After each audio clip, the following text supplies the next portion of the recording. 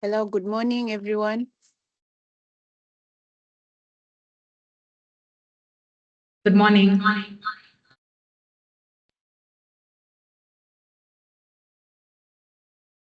We can begin the webinar. I'll start by introducing myself. My name is Diane Onditi. I work for Kenya National Chamber of Commerce and Industry, and today we are hosting this webinar in collaboration with MMW Advocates, who are corporate members of KNCCI, and will be delving into the embedding ESG in the commercial contracts. So I'd like to call in Grace Waswa, who is the ESG lead at MMW, to take us through this. Thank you. Good morning, everyone. My name is Grace Nekesawasma. I am an associate advocate here at MMW Advocates. Thank you, Diane, for that introduction. I am very, very happy to be here to be presenting this very critical topic on ESG, particularly how we can embed ESG into contracts. As you will learn throughout this presentation, this is extremely critical for today, for these times, because we are living in a world that's seeking more sustainability, and it's now cutting across. It's moved from how it was in governments and international treaties. It's now coming to the private sector. So I will briefly introduce who MMW is. As Diane has said, we are members of KNCCI. We are a fully fledged commercial law firm headquartered here in Nairobi, but we do have a footprint across Kenya, across Africa, and also in Europe. Now, we have several departments within MMW Advocates. We deal with real estate matters. We deal with any commercial matters, any corporate matters. We deal with any litigious matters. So whether it's in employment or it's banking law, anything in terms of litigation. We also have a fully fledged tax department within MMW Advocates. We have an IP department as well as a debt collection department. So through that introduction, it tells you a story. We work with any business, every business from the start to the end. However, their need looks like, we're able to work with the client.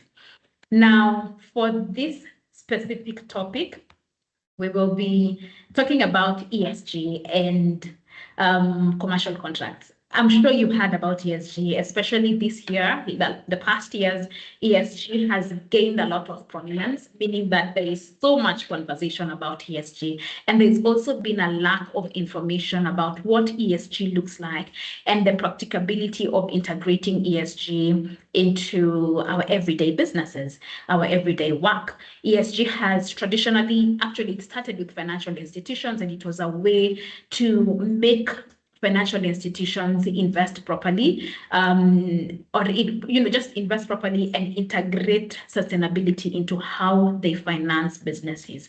But that has obviously grown. Today, we are seeing that companies are being requested, or they're even doing their own ESG reports, and they are sharing them with the world. They've been uploading. A lot of companies, even here in Kenya, have been sharing their sustainability reports, basically talking about what they have done and what they have been doing. But the biggest question has always been, so how do I integrate it into my system? How do I protect myself when it comes to ESG? Because ESG presents a lot of risk for a lot of companies. We'll start with a decision that was issued recently, not a decision, but an advisory opinion. And this was just last month, 2 or so weeks ago, when the International Court of Justice unanimously issued an advisory opinion on climate change. Now, this was definitely a groundbreaker because this was a unanimous decision by an International Court of Justice specific on climate change and how states are obligated when it comes to climate change. The core finding of this decision was that states have a binding obligation under international law. So this means it's not just treaty law. It's treaty law that you are party to as a nation, as well as customary law. You are bound by the obligations to protect the climate system and the environment.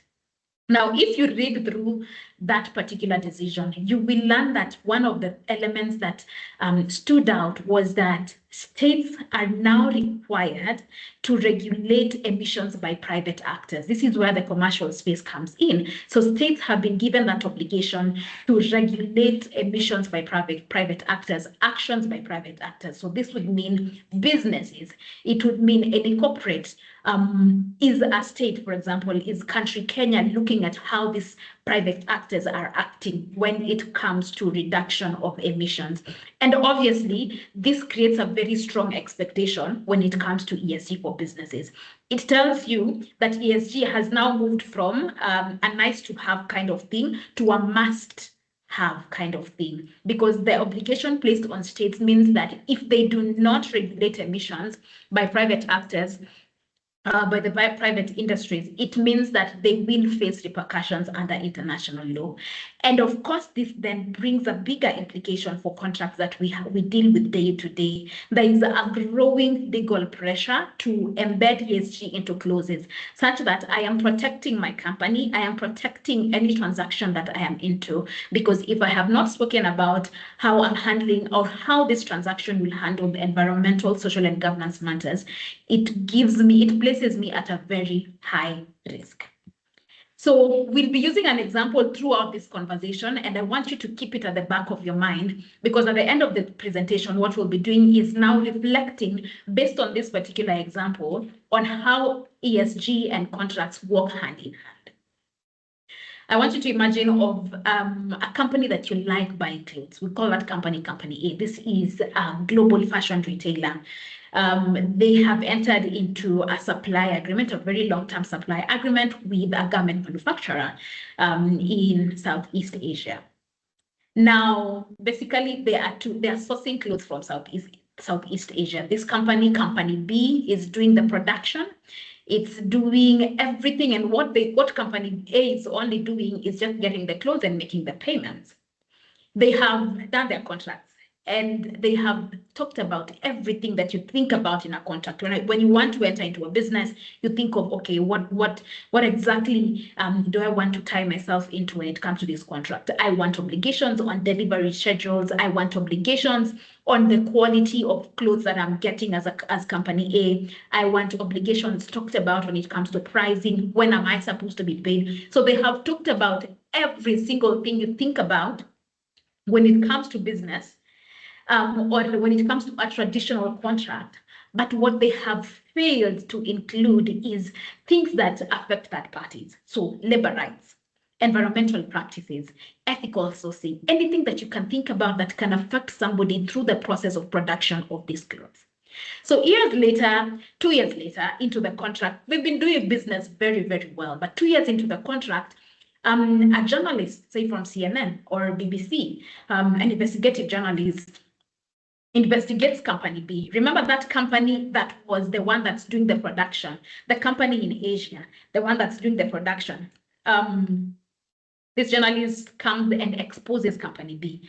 It finds out that company B has been doing dumping of untreated wastewater. It has been treating the employees that are doing production of these clothes in a very, very horrible manner. It's even maybe been using underage, children to do the production of these clothes. And of course, that's something that even yourself, when the public listens to that, it's something that's very questionable. So the story goes viral. Everyone is talking about it. It sparks outrage among consumers, among every stakeholder that is involved in that business. And obviously, everyone is coming out on Twitter, on X. They're saying, boycott company B, boycott company B. What are they doing? And as it's boycotting company B, because company A is associated to company B, company A is also affected. So company A is accused of supporting unethical practices. It's accused of being involved in a company that does not put into consideration the environment or labor rights or things that are real issues that affect the people. Of course, they suspend their orders, and this means this is bad business. This is bad business. Because there was no ESG clauses in the very first contract that they entered into, clauses on this is how you'll handle your waste. This is how you will treat the employees. This is how you will, in terms of auditing, this is how we will expect an audit, a report when it comes to sustainability at the end of the year. Those things were not talked about. So company A has no contractual basis to even demand compensation or action or even terminate without a penalty. Now, this is not just a story. This is the reality of a lot of companies today. We have seen situations whereby very big multinational companies, such as Shell, very big oil companies, they have been put on the spotlight because of how they dump oil into water, and then this comes to affect the lives of people that live alongside those rivers or around those areas, and have been brought to court, and it's been determined that there's been an issue. This is very much connected to the human rights of these people, because this particular company is definitely not looking into the rights of these people and how they're supposed to live in that area. Now, that's a story that I want you to have at the back of your mind. And maybe at the end of this session, you can ask yourself, what would this company have done? What would company A have done at the beginning of that particular contractual relationship to ensure that they are protected, that they are safeguarded from any issues that can arise from the actions of a third party? Before I get into the contracts themselves, I want us to just briefly talk about what ESG is. Anytime I do a training on ESG, there's always that conversation of, but what is ESG? Like, what are you saying? Is it just environment, social, and governance? And there's a lot of support of the E in the ESG and the lack of support of the S and the G, but it comes as a whole.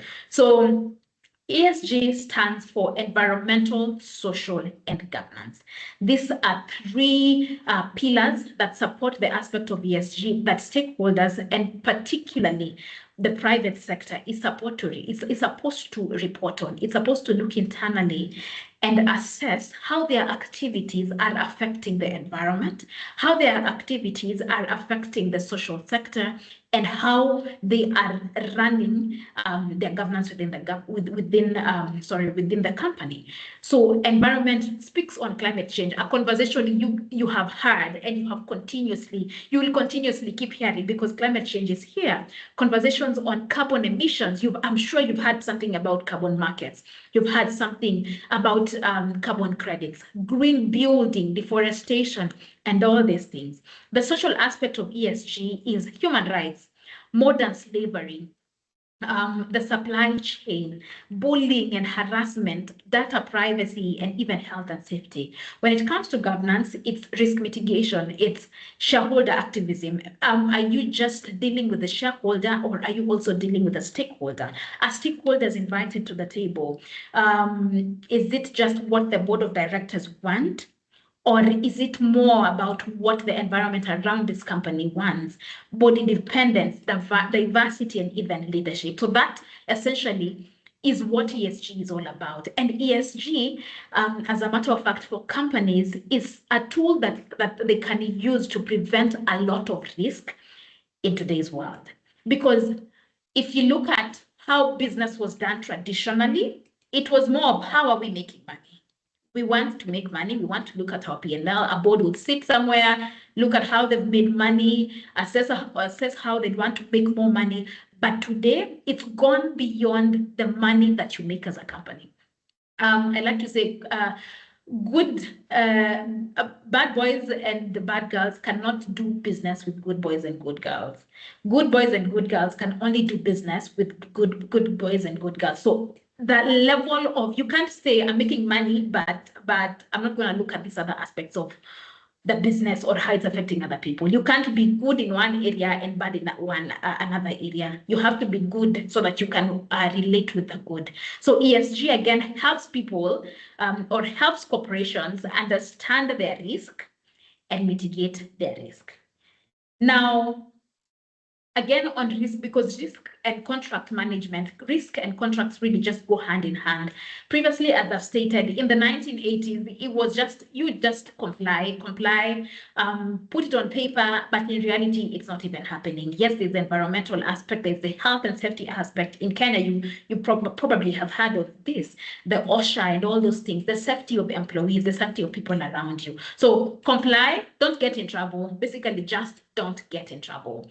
In the 1990s to the 2000s, it's do a little bit less, less bad. It's reduce your environmental impact, less pollution. It's going to affect your reputation at international level. If you don't do this, if your ESG matters or your sustainability matters are not put into place, it's more do less bad. In 2000s and up all the way to 2019, conversations around social issues started arising. That's when in 2015, the United Nations sat down and we had the 17 Sustainable Development Goals that were released after the previous Millennium Development Goals did not work out, and social issues were part of conversation. So basically, do more good. Don't just think of the environment, also think of the people, think of the environment, of the employees. Ensure that you have a social license to operate or a local license to operate. And basically, this means that while in 1980 and in 2000, it's very compliance driven. You get that paper, you're good on paper. But 2000s to 2019, do the people like your business? Do the people want to associate with your business? Can the people stand for your business? That was then. Now when we started having conversations around corporate social responsibility. Now, from 2020 up to now, there is now risk and opportunity management, and ESG has come as a tool to make you competitive. There's that competitive advantage. It gives you an edge. It gives you an edge among other people. So there's stakeholder expectation. There is regulatory requirements. There is natural resource pressures, and the business is changing.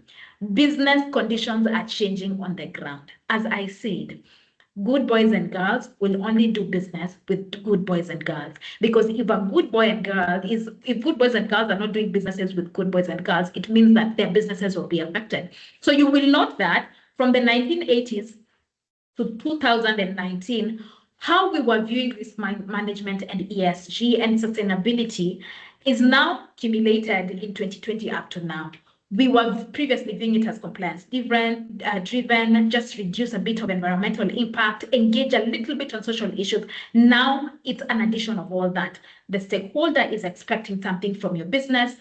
Regulatory requirements are coming up day by day. There is a natural resource pressure because of climate change.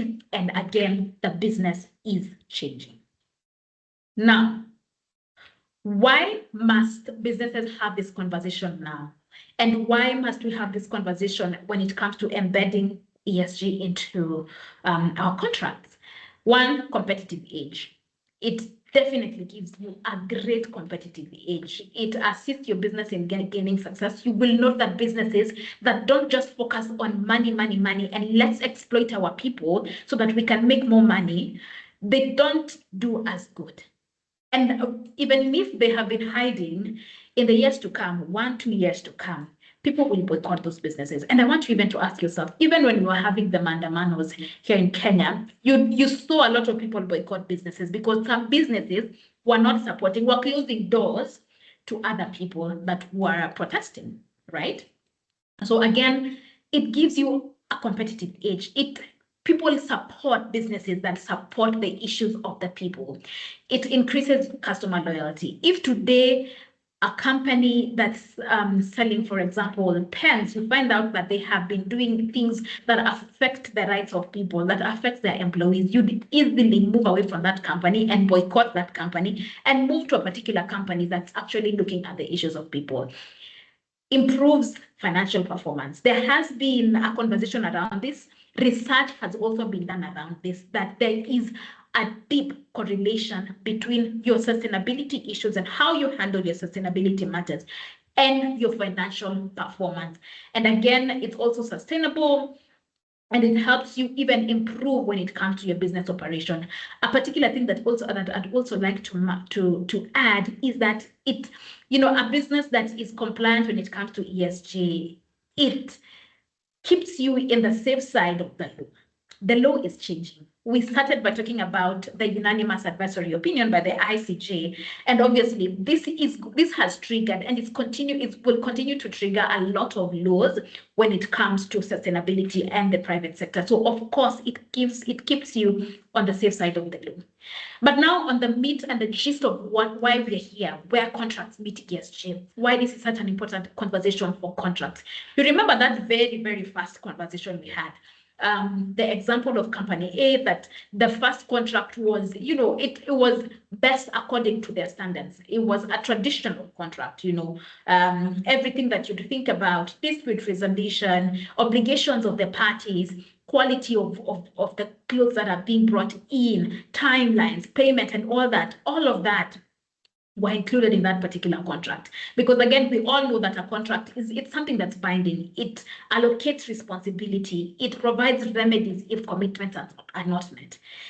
Now, why does this matter for ESG? Why does a contract that has ESG clauses or contracts that have been embedded with ESG matter? Why matters? One, it's because it moves ESG commitments from just a policy statement into a legally binding document. It's more than, we are a company that does ESG.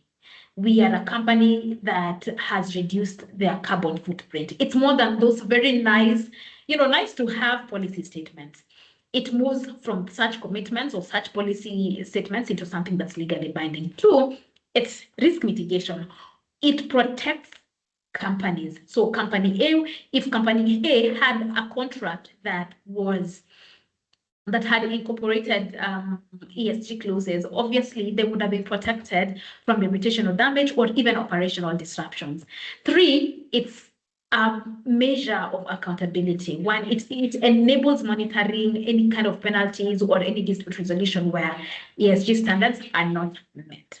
Again, it also demonstrates business value. And this is very, very, very important because when you look at investors today, they will scrutinize the agreements that are present, not just agreements between you and the investors, but also between you and third parties, because it is a risk. If your company is sued for engaging with a particular company or is boycotted for engaging a particular company that is not meeting the standards that are set under ESG, it means that the investor will lose money. So it adds business value to your business. So again, the commercial contract has evolved. You were previously talking about the common aspects of what a contract would look like and the obligations. And in today's world, as I have already mentioned, there is a huge rise in ethical sourcing laws, sustainability disclosures. And this is why you see companies like Safaricom, for example. We have seen even banks hold these very huge events whereby they submit their sustainability report for the stakeholder to see that particular company A is doing more than just making money. It's doing more than just, cashing those checks.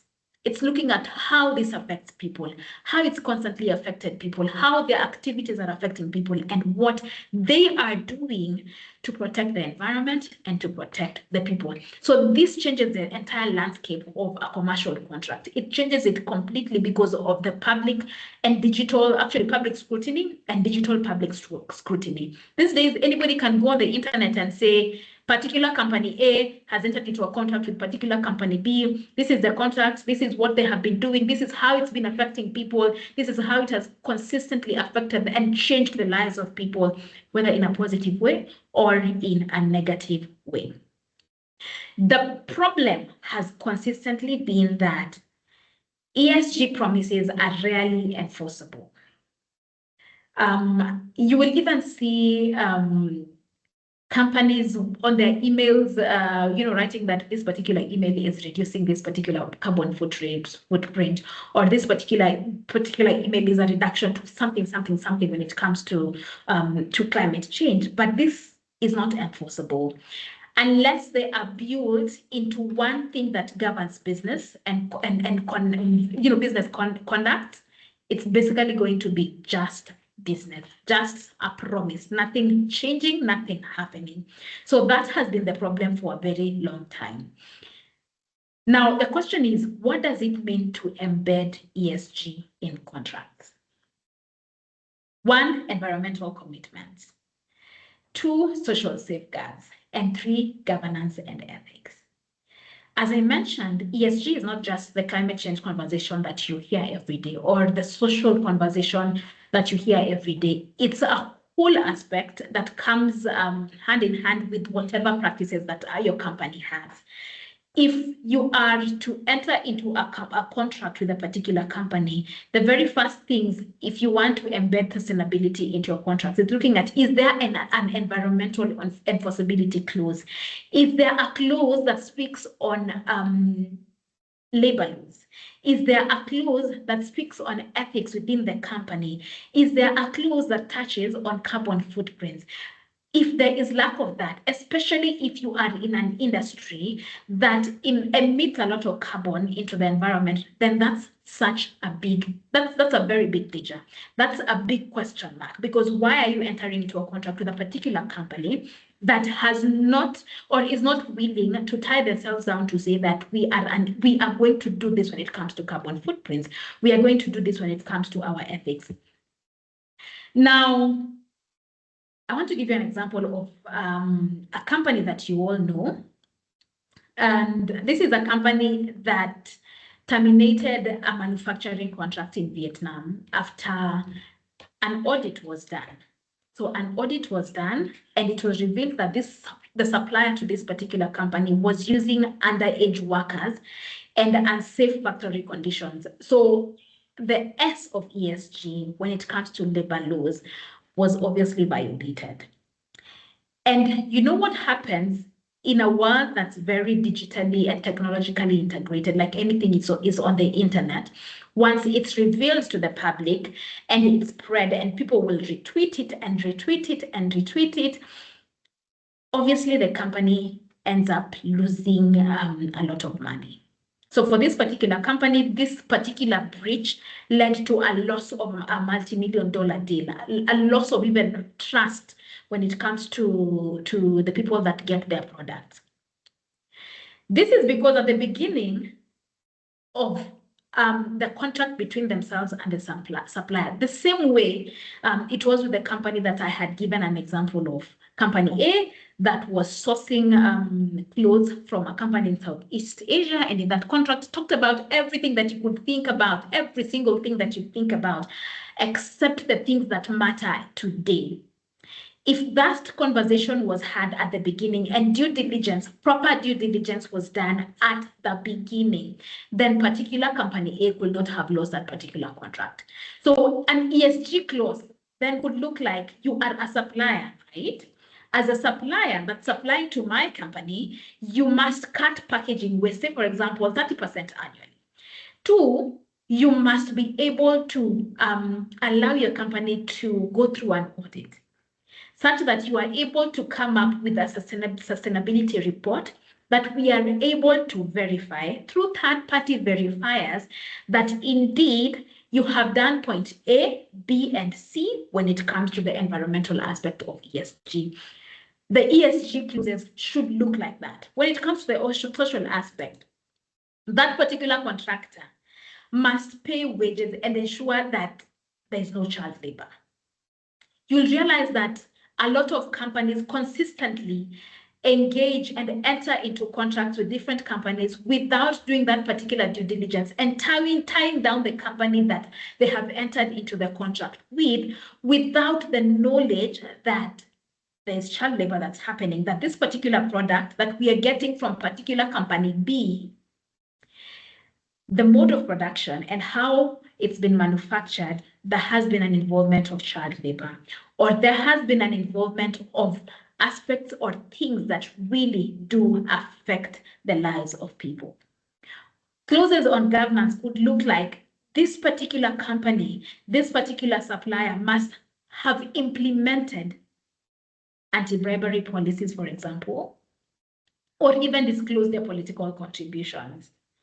This is why today, even before you get a tender, you want to get a tender for a particular company, some of the documents that they will request for is, do you have, for example, an anti-bribery policy? How have you implemented it? In your contract with different service providers, is this something that's constantly seen? Is this something that's constantly scrutinized? You will see even in today's contract that there are clauses when it comes to money laundering. So as a company that's entering into a company, into a contract with a different company, is it clearly known? Is it clearly seen in how this service will be conducted that there will be no money laundering practices or bribery practices? Again, any contract that you enter into, it's meant to govern how your goods or your services or that project is delivered. It's meant to put it in plain language, the standards that are expected. It's meant to put it in plain language, the remedies that are present.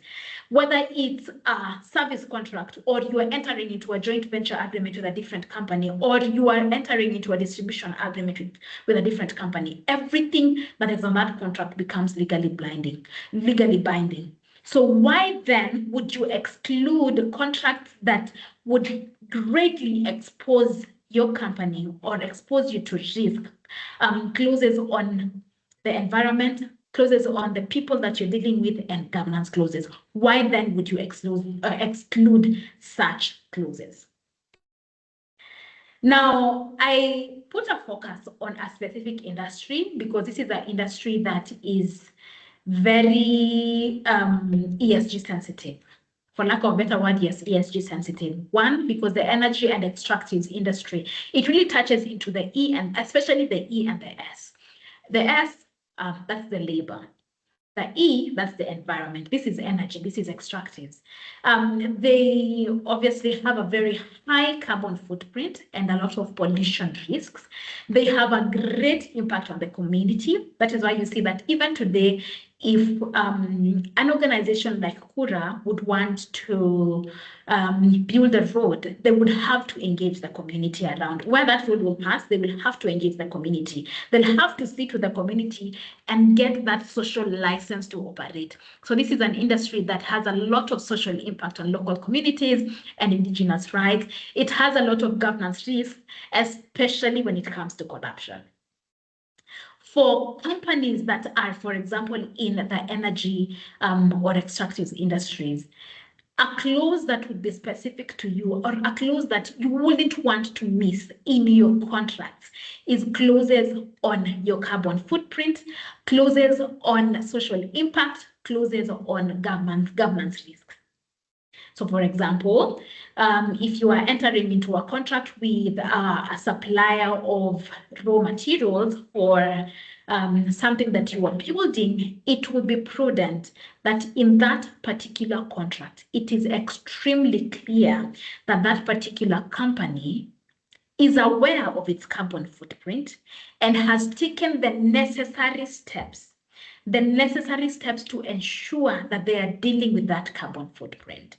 They have taken the necessary steps to ensure that even as they are producing whatever it is that they're selling to you, that they have understood the impact of that production and they have ensured that they have taken the necessary steps when it comes to pollution. You do not want a situation whereby the community then comes up and says that particular company B, while they were producing this thing that you are buying from company B, while they were producing them, they polluted the environment. They did not even get the buy-in of the community. They ensured in their production that the effects of their work is very, very visible, negatively visible to the people around them. And they did a lot of things that affected the environment. You do not want a situation whereby then you are looped into that particular case because why exactly were you not careful in that particular contract? A company that I'd like to give an example, Total Energies, and Total Energies has had a lot of issues, and a lot of companies in the energy and extractives industries continue to have a lot of issues, and even cases that have been litigated because of how they operated.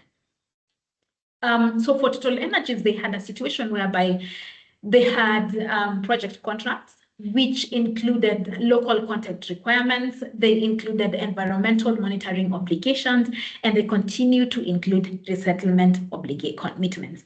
And the reason as to why this particular company got to a point where their project contracts include these particular requirements, it's because they have been to court before and they have lost money because of this. They have been found liable and they have been asked by the court to pay the particular people that have been affected by their activities.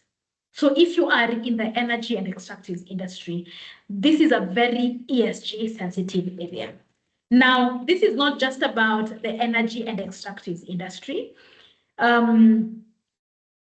ESG to work well in the commercial sector or within your contracts, as an institution, as a company, it is critical to first do an assessment. I give the example of the energy and extractive industry, but you must do an assessment within your company. If I am in the food processing industry, I need to sit down and look at the three aspects of ESG: the environmental aspect, the social aspect, and the governance aspect. And look at who do I enter into contracts with? Is it just suppliers? That entire supply chain. Who do I speak to? Who am I? What obligations do I have when it comes to third parties? And are they written in contracts?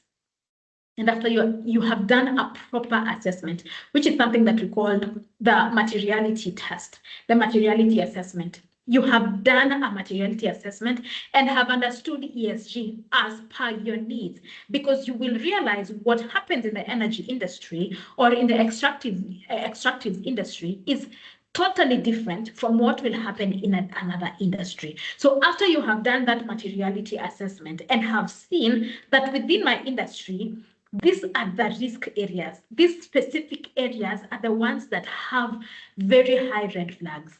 After you have done that and you have engaged somebody to help you assess that and you have mapped out the specific issues, then you're able to go to your contract and do proper due diligence, review those particular contracts and ensure that it completely ties to what you do.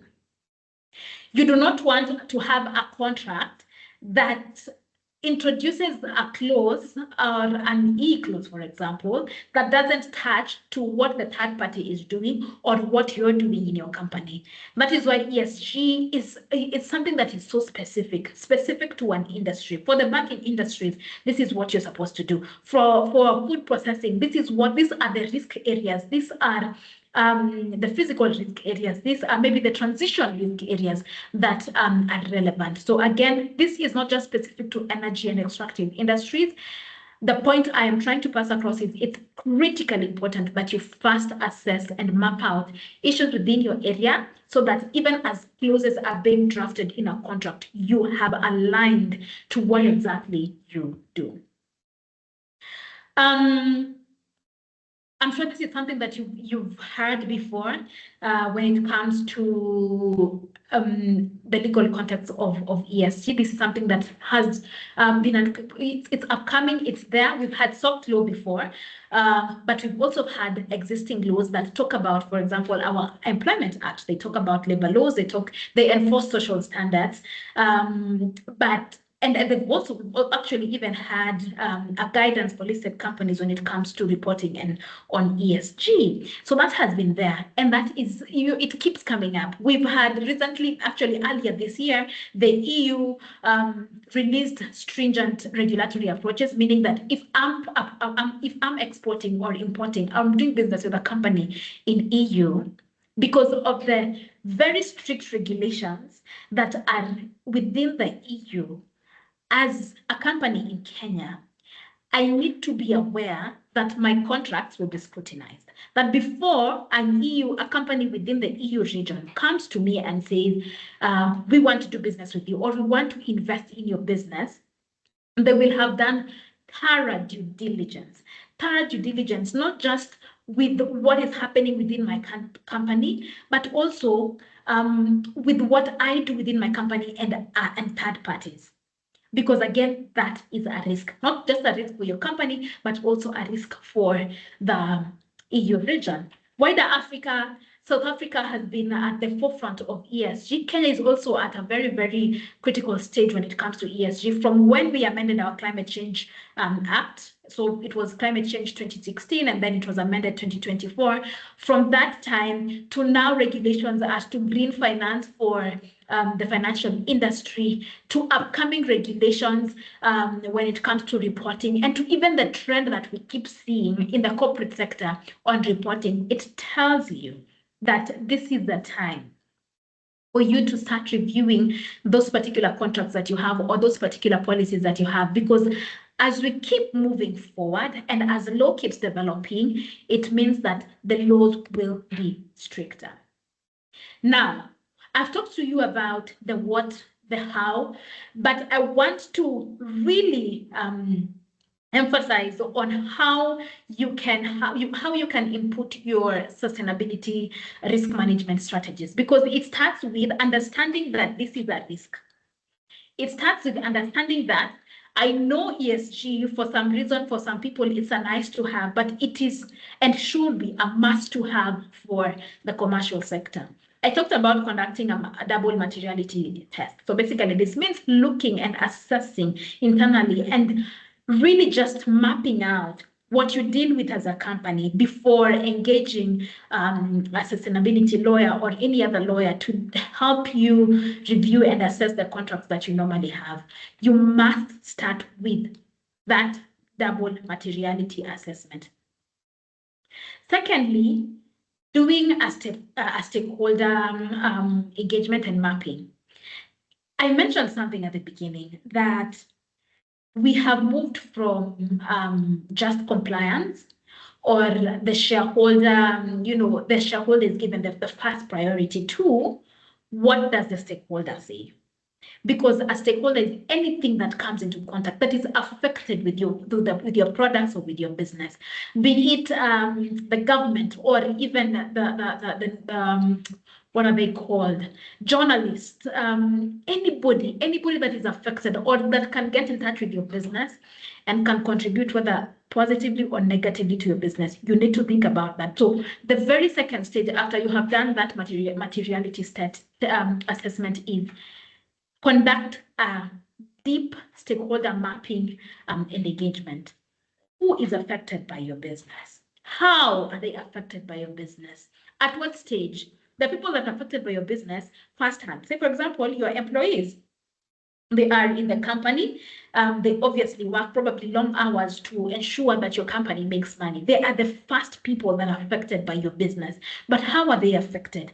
And even in our employment contracts or even in whatever engagement that we have with our employees, have we ensured that particular engagement has embedded any sustainability strategy?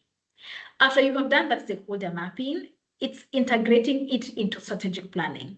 I always tell a lot of people, anytime I'm doing a training on ESG, I always tell people that you can do your double materiality assessment, you can do your stakeholder assessment and stakeholder mapping, but if it's not embedded into strategy and it's not embedded into the strategic plan for your company, then it's going to be very, very difficult for it to actually materialize.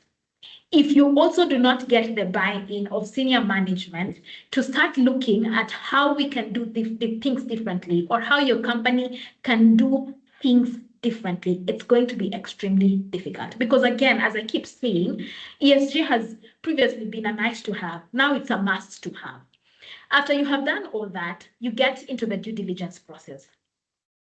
Now, this is where things get a little bit tight and where you really have to keep your eyes open, because even with the contracts or even with whatever kind of documentation that you are dealing with a third party, it is extremely critical that you assess it very, very well, such that you are able to look at that entire value chain and look at the different touch points between yourself and the third party and how ESG is integrated or affected or how sustainability comes out. After you've gotten the buy-in, after this has been integrated into the strategic plan for your company, doing that due diligence or strengthening if you've already been doing due diligence or strengthening that due diligence process across the entire value chain is critically important. It is through mapping out and that due diligence process, it is through that you are able to see a gap. It is through that you're able to see that this contract that I entered into with this particular supplier, and this particular supplier has issues with A, B, and C, it's gonna be a risk. It's a risk for me actually. And it's gonna be a liability for me in the next 1-2 years. Strengthen your due diligence process. Develop a very clear and actionable ESG policy such that before any particular contract is signed, before any particular contract is issued, there are clear ESG policies. The clear ESG policies have been followed. There are clear ESG clauses, whether it's the E or the S or the G. Something that's now this is just basically a mindset shift. It's just building an ESG conscious culture. If it's, when you talk about embedding, it means fully integrating it into the system. It's not just a one thing or a separate thing. It's the merging of the two. And the merging of the two can only come about by having an ESG conscious culture. So even with your lawyers, as you're engaging your lawyers, maybe a key thing can be that ensure that ESG is embedded so that they know.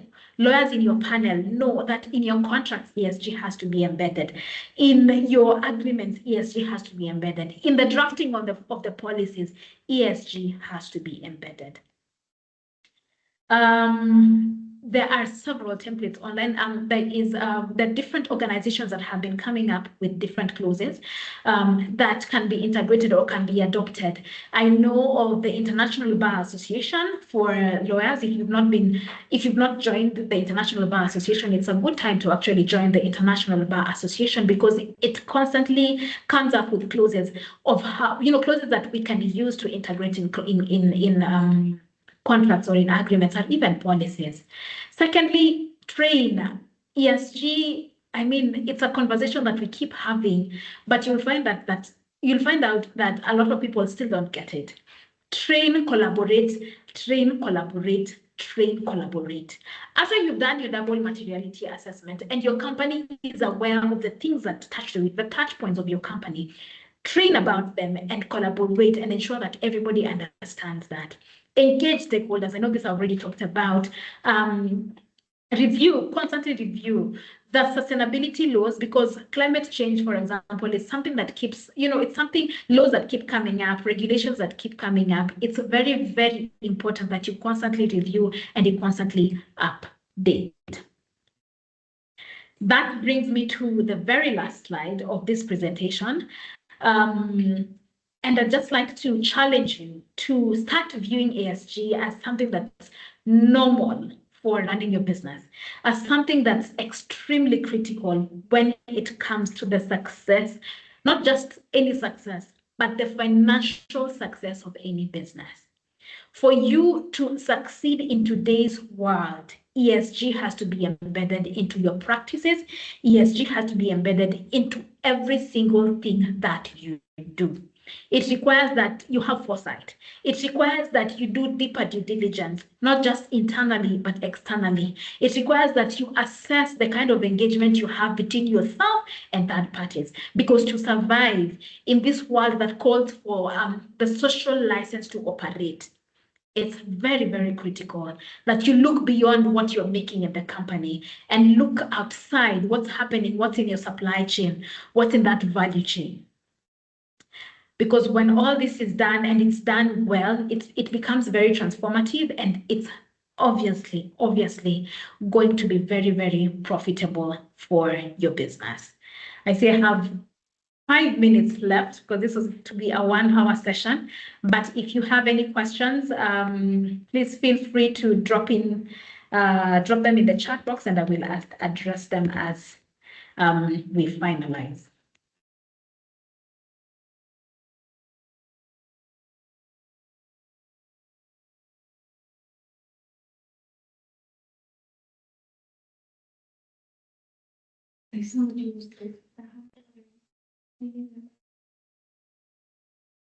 I can see somebody has raised their hand. If you could please just paste your question on the chat box or the Q&A section. I can see a question by Melanie Kilote. Is it possible to share your firm's email address, specifically the department dealing with ESG? Yes, it's very, very possible. Yes, our digital marketing associate has shared that on the chat. So if you have any questions regarding ESG and how to deal with them, that's the best way for you to get in touch with us. Okay.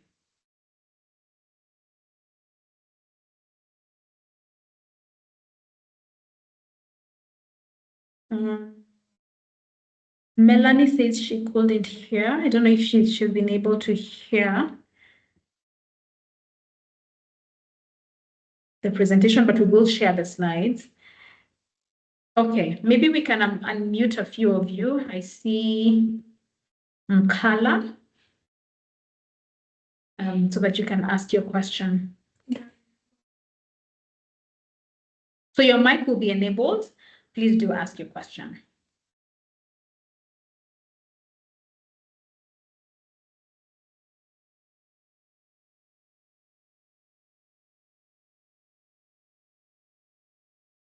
Your mic is enabled, Mkala.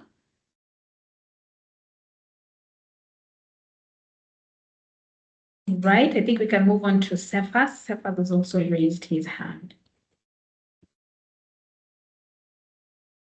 Yeah, thank you. I trust you can hear me. I can hear you clearly. Yes, I'm just first of all, I wanted to say thank you for the presentation. It was very well researched, and I've actually learned a lot of things. Secondly, my question is is with regard to policy uptake in a third world country like Kenya, because ESG, among other things, has been said to be problems of the first world. How quickly do you think, as a country, we are capable of uptaking ESG, seeing as we have operated on for a long time without repercussions on some of these things? And then also, some of the aspects of ESG are already taken care of in our statutes, domesticated in our statutes. For example, we can't have underage people working for us. There are aspects of ESG that have been taken up by the Employment Act and even the Environmental Code and the Environmental Law. So seeing as our country tends to have a slow uptake on laws, what is a growth period within which time you see or you foresee that ESG will be fully enforceable? Thank you. Thank you so much for that question. Definitely, it's there's been a lot of uptake of what the third world, the first world has been doing, so the developed countries has been doing. And as a matter of fact, for ESG, it started from the developing countries. It started from the laws that they have had and the challenges that they've had, and then it's trickled down, obviously, to countries that are developing. The origins and the framing of even ESG standards, they've been shaped by a lot of Western regulators, a lot of Western investors. We know I don't know if you've heard of the EU taxonomy or the Security Exchange, I think Security Exchange Commission disclosure rules. All of it has come from the Western regulators. Now, the challenge with that has been that we have not integrated or we have not adopted ESG into our context as countries within Africa. And that's been the problem, that we have heavily borrowed and heavily integrated or heavily taken up what ESG standards look like for Western regulators or for investors, and have not looked into internally how it affects us. One thing we know for sure, ESG affects us, especially the E of ESG.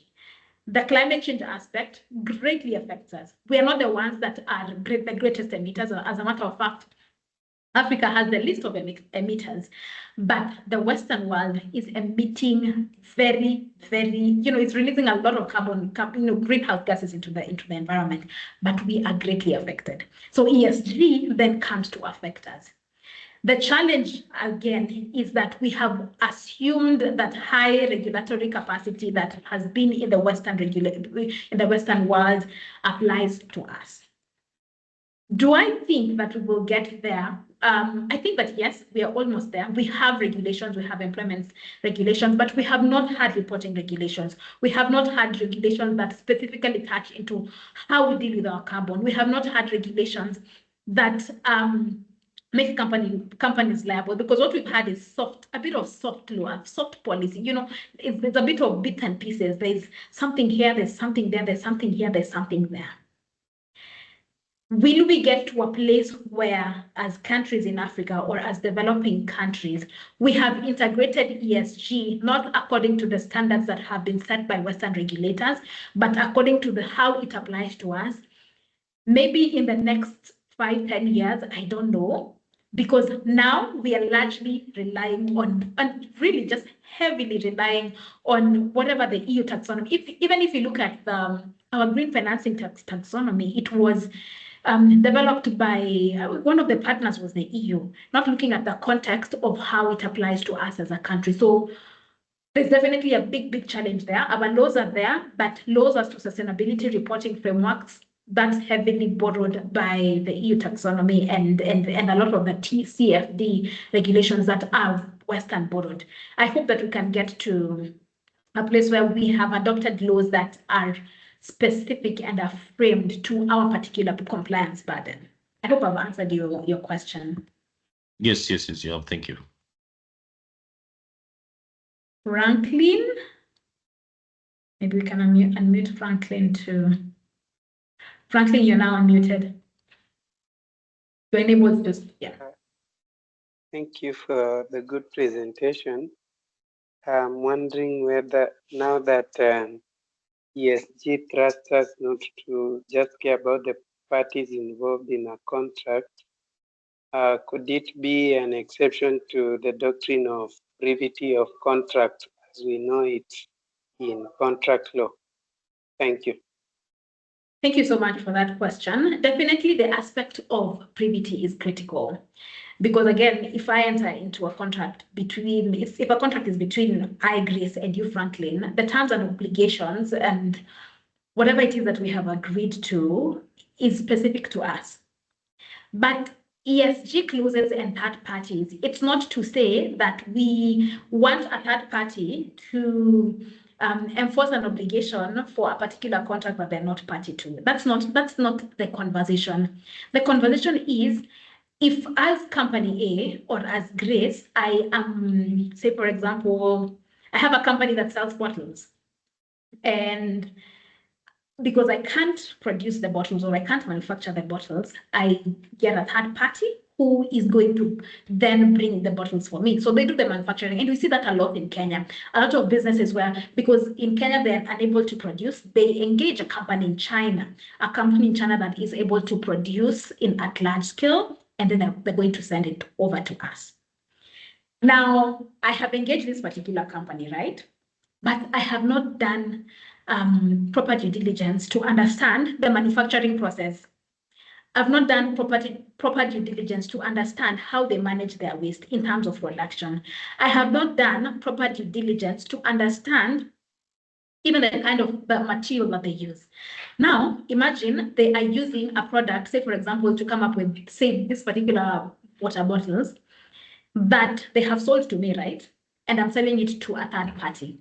A third party or a consumer gets affected because of the material that has been used in this particular in the making of this particular bottle. The third party will not go to the manufacturer.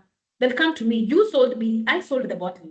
I sold the bottle with this, and I knew that this bottle has this particular material, and I didn't do anything about it. I didn't do proper due diligence to tell this particular company that's supplying for me that in their production, the particular material that they need to use should be this specific. So of course, even if the contract was between me and the third party, and a consumer then is affected, and it's involvement of another party, I will still be held liable because I'm the one that didn't do proper due diligence. I'm the one that they think, oh my goodness, the kind of waste that is being produced is probably being recycled, and it's probably harmful to a consumer that will use my product. So in some sort of way, and it's very industry specific, you'll find that for industries that are doing production, those clauses and how they're going to be enforced or how they affect other industries or affect other parties, it's extremely different. The example with the production of bottles and the productions of water bottles, it's also different to the example I gave for a company that releases oil to the environment. And there has been a contract between company A and company B. Company B is supposed to do the disposal of their waste, but they don't do the disposal in a way that's proper. And the third party is affected. The community around is affected. Yes, they were not party to that contract, but they have been affected. So there's a breach. And so it means that you can't run away from it. Yeah. I see a number of questions in the Q&A section. I see a couple of questions. Mkala, you still raised your hand. We tried enabling your microphone, but you didn't say anything. I think you've been enabled now. If you can, as I go through these questions, if you have a question, you can just unmute yourself.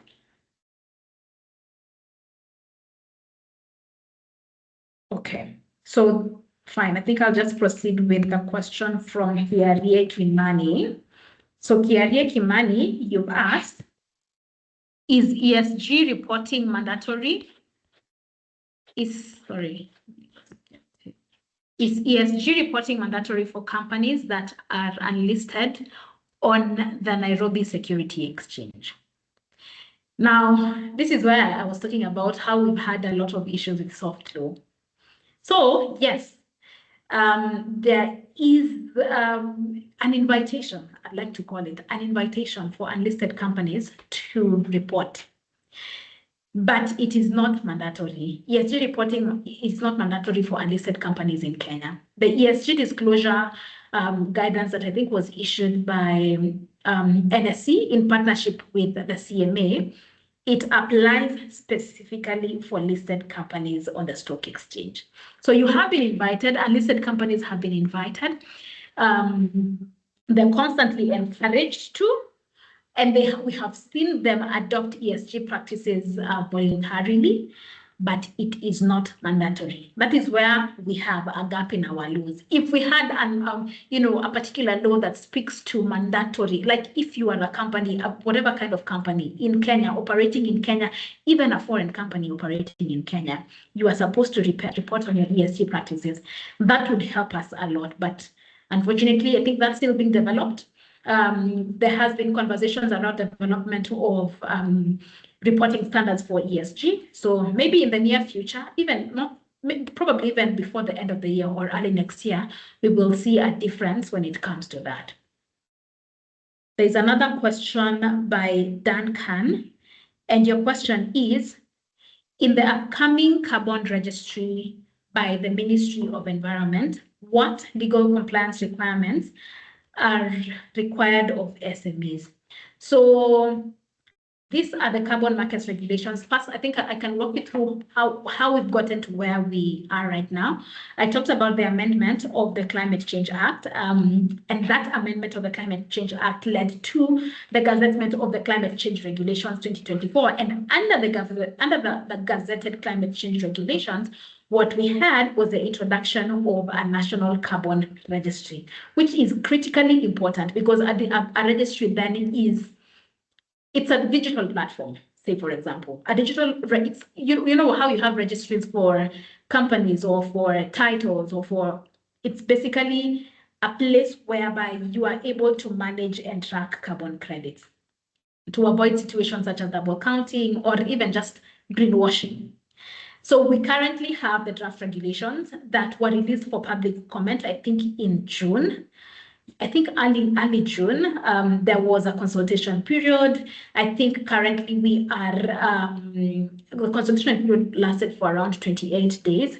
And I know it's going to follow around 3 to 4 months, 3 to 4 months for further implementation after the consultation period and public participation. But then what does this mean for the small and medium enterprises? One, it means that for a business or a small and medium SMEs, if they want to register a carbon project, that there's going to be mandatory verification and certification. Carbon markets have been operating on a very, it's very, you want to do it, you don't want to do it, you want to be certified, you want to be certified. It's in Kenya, it's just been there. But with the carbon registry, there's going to be a lot of, definitely going to be verification. Definitely there's going to be a need for certification. Definitely the provisions under the carbon markets regulations, as I have mentioned, which were implemented, which were gazetted after the amendment of the Climate Change Act, provisions such as community benefit sharing, that is going to be enforced. The strict approval process by NEMA as the designated national authority, it was gazetted as the designated national authority. The strict approval process of what is your project proposal? How does it look like? How can we improve it? Does it meet the standards of climate change? Is it really a project that's removing carbon into the environment? There's going to be a lot of strict approval steps. Definitely, there's going to be a process of registering through the system, because again, as I mentioned, the digital registry brings in an aspect of monitoring such that nobody is conducting business just because they had there's a carbon project and they just want to do something. I don't know if you heard recently that there was I think it was in Turkana or in the northeastern region, about environmentalists that were posing as environmentalists, so fake environmentalists that were posing as environmentalists doing carbon market projects. And of course, people were giving out their land. And these are people that, they hear that they're going to be given money through the sale of air. And so they're giving out their land. But because of the lack of a proper registry on carbon credits, a lot of people were scammed. So definitely, this is something that is going to come up with the digital registry. And yes, I think that's something that we should look out for. I think we are out of time. I'm going to look at them. There's a question in the Q&A section.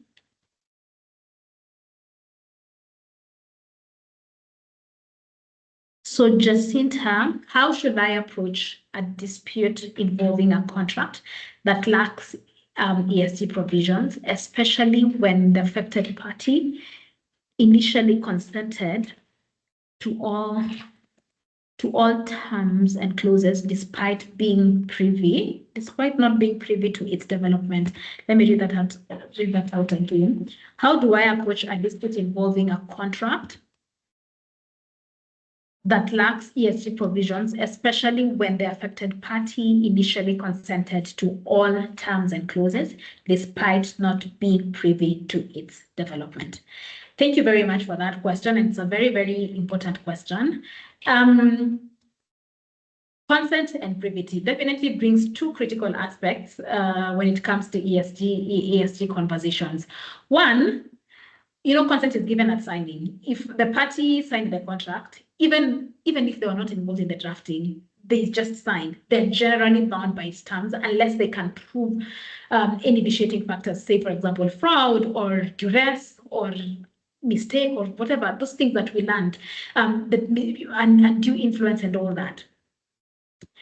The absence of an ESG clause that does not in itself make that contract effective. You had initially agreed to that particular contract and the clauses and the terms within the contract. So unless ESG compliance was a statutory requirement, say, for example, if you are operating with a company or a party and the contract is governed by a law in a country whereby ESG is a statutory requirement, then you cannot force compliance. You cannot force ESG compliance.